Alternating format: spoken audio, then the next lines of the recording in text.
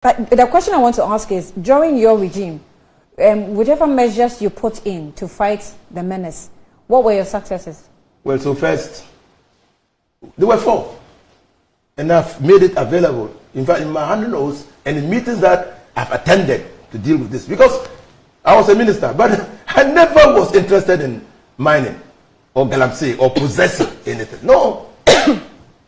Look, we left the handle over those. The galamsey is driven. Illegal mining is driven by about 4 things. Unemployment, definitely. Unemployment. That's the first thing. So what do?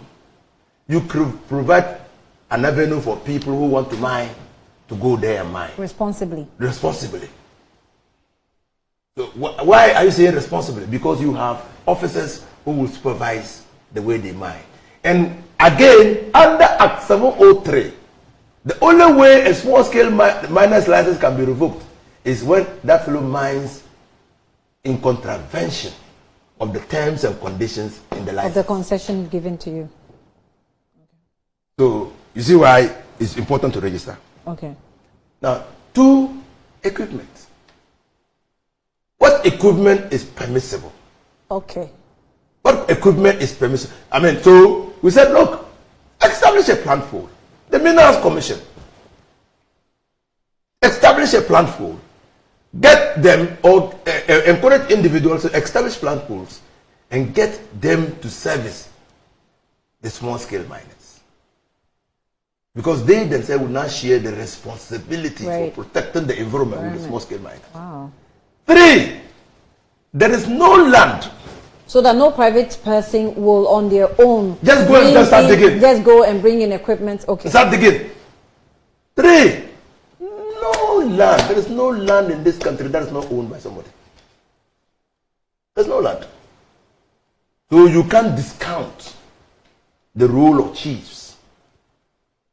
And I've met the chief, the late Ofensohene, and wherever he is, I said, may he rest in peace. When I met the chiefs, he said, look, my place, you can't do illegal small-scale mining. In Ofenso, we don't do illegal small-scale mining. Because it is we, the chiefs, who tolerate it. Because we have the land. Even when there's gold in the land, and then government wants to extract the gold because of the provisions in Article 257 of the Constitution, government has to pay us surface rights. Royalties. And royalties. So, if I say no. So you see, now Ashanti Hina has taken it and has demonstrated that chiefs can be sanctioned. And we saw people went and did cocoa farms. Chiefs gave land. And then they destroyed those cocoa farms. The cocoa farmers have no recourse. So you need the stakeholders. And particularly the chiefs because they own the land. 4, you need a funding regime. Small scale miners go to people, individuals. So those who are on the sides, they are not the owners of the pits.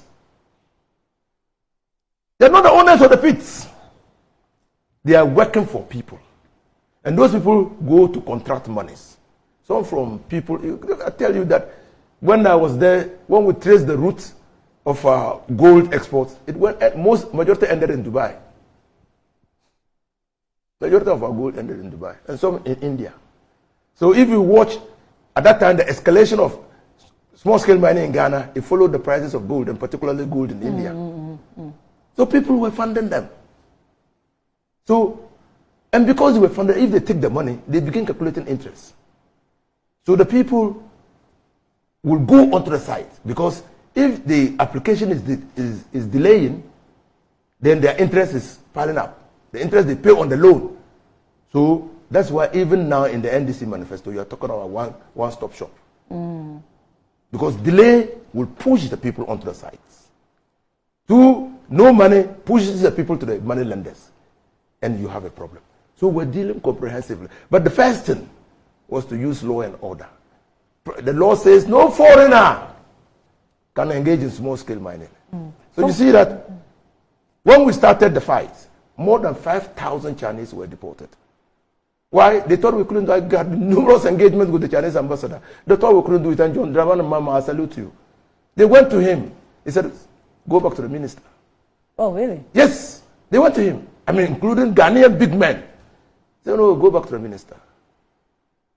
So there was a general agreement that anybody, and I told immigration, we also saw that the people who come and land in Togo here and come into this country, and that our border, the immigration officers will, that one, I think they will keep it for another day.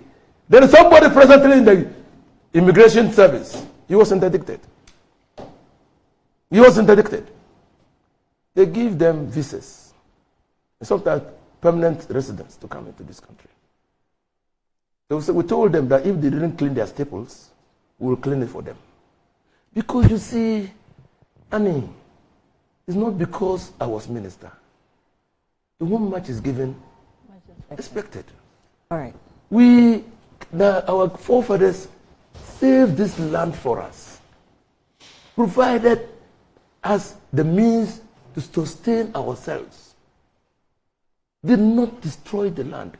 They didn't have the benefit of going to school. Okay, I want to engage Eric, but maybe a quick one. Former President Mahama said, if we, on the front page of one of the papers, that if we put a total ban on general mining activities, it may affect our revenue generation. What did he mean by that? Is this something that he's also concerned? Because having been in the office as president, I'm sure he appreciates revenue generation and how to balance the equation. What basically he's saying is that he's segregating illegal small-scale mining and answering to those who are calling for a general ban. Illegal activities from those who are doing it legally, and putting the responsibility of ensuring those who will do it legally on the Minerals Commission. That's what he's simply saying. But under the current situation, is it not fair to just put a total ban? That's a lazy way to approach until the issue. You reset everything. You see, we have the stick and the carrot method of doing things. Okay? In any jurisdiction at all, in any group of people, even at your workplace here, we've got a regime of incentives. Okay. Now, so if somebody is prepared to work according to the terms of his engagement or her engagement, that person should be incentivized. Okay. Okay. So somebody is prepared to do the right thing. You don't treat that person as a criminal. Okay. Okay. All right. You don't do that. And that is exactly how the party is thinking. Now, so the second attempt one day, when I was talking about Aisha 1, so it was an egregious offense to arrest Aisha 1, deport her without letting her go through trial, and then subject Ghanaians who could not be deported, to prosecution. To prison. To prison. What is the fairness? What is fairness? Okay. Fairness. And that's what called for President Mahama's comments. Yes, about fairness. Releasing them when he fairness. Equity is fairness. Okay. You deal with people's equally circumstance must be dealt with equally.